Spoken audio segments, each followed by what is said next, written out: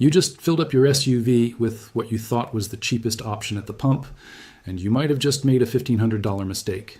I'm not kidding.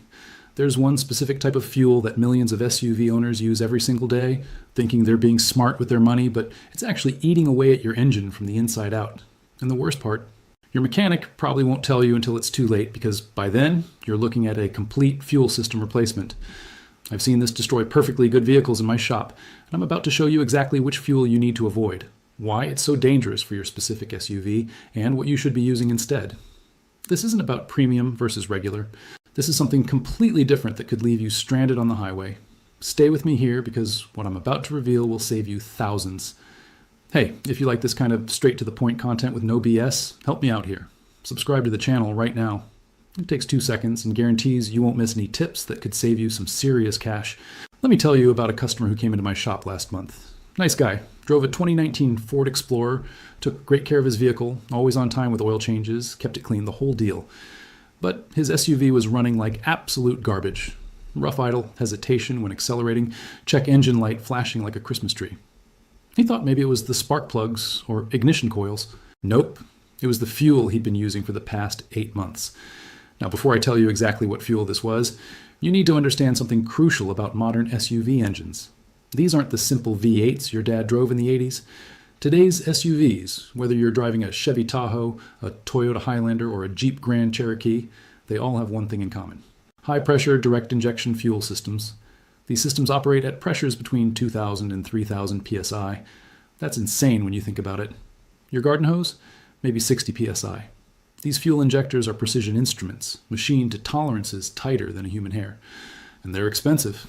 We're talking $300 to $500 per injector. And your SUV has 6 or 8 of them. The fuel you put in your tank doesn't just burn in the cylinders. It also lubricates and cools these injectors. This is where things get critical, and why the type of fuel you choose matters more than you think. See, there's a fuel type that's becoming incredibly popular across America right now. You've probably seen it at your local gas station.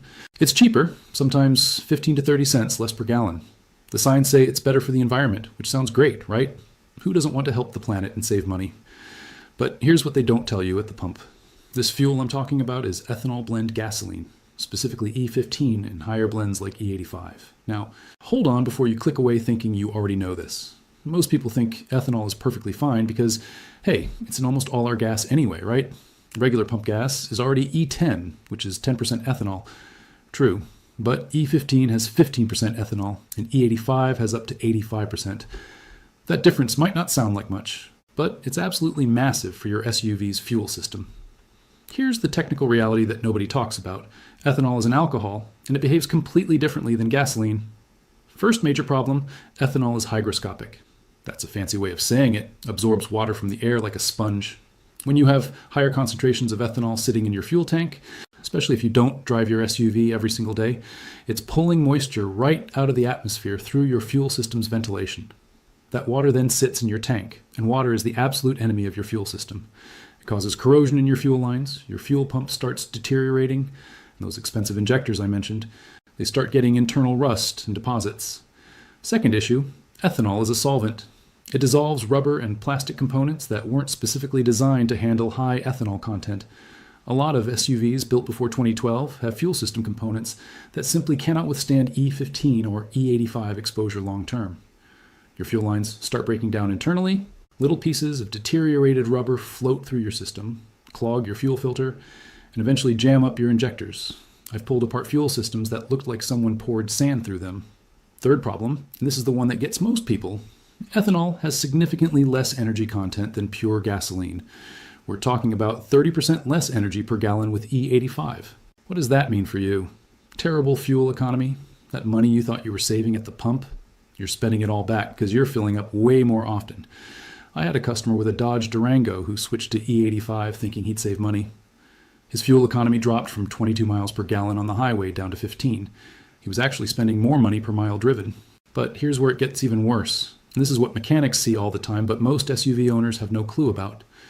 When you use high ethanol fuel in an SUV that's not specifically designed for it, which is called a flex fuel vehicle, your engine's computer has no idea what to do. Modern engines have oxygen sensors and fuel trimmers that try to adjust the air-fuel mixture, but they can only compensate so much. With E85, you need about 30% more fuel volume to achieve the same combustion power as regular gasoline. If your SUV isn't programmed for that, you end up running lean, which means not enough fuel for the amount of air. Running lean causes excessive heat, and excessive heat destroys pistons, valves, and catalytic converters.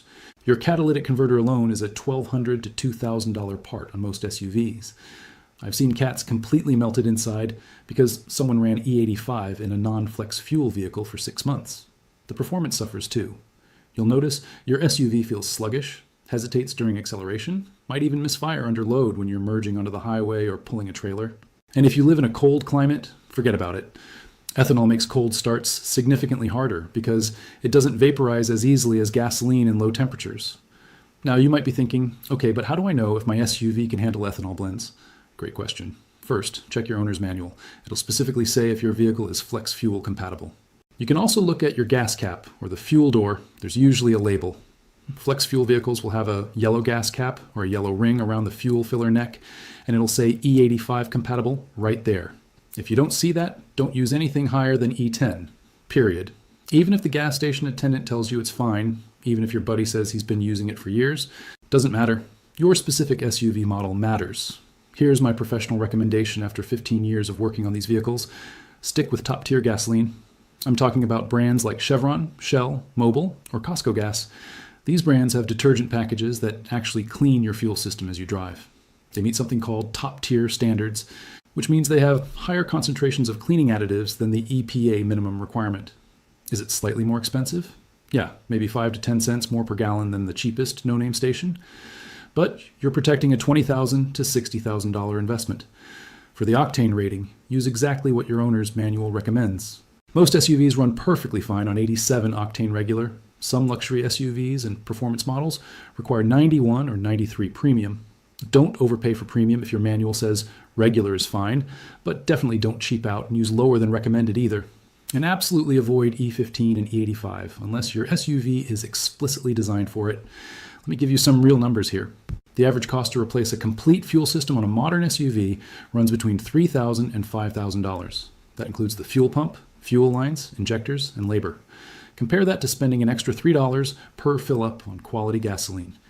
If you fill up once a week, that's about $150 extra per year. Over 5 years of ownership, you're talking $750 invested in good fuel versus a potential $5,000 repair bill. The math isn't even close. Plus, when your fuel system fails, it doesn't give you much warning. One day you're driving fine, the next day your SUV won't start or dies in traffic. Then you're dealing with towing costs, rental car expenses, and time off work. Another thing people don't realize is that fuel system damage from ethanol isn't always covered under warranty. If the dealer determines you've been using fuel that's not recommended for your vehicle, they can deny your warranty claim. I've seen this happen. A customer had a 3-year-old GMC Yukon, fuel injectors failed, and the dealer found ethanol deposits. Warranty denied. The temporary savings at the pump will cost you exponentially more in repairs down the road. Trust me, I've replaced enough fuel pumps, injectors, and catalytic converters to know exactly what happens. Your SUV will thank you, your wallet will thank you, and you won't be stuck on the side of the highway waiting for a tow truck. Make the smart choice, and your SUV will run strong for 200,000 miles or more.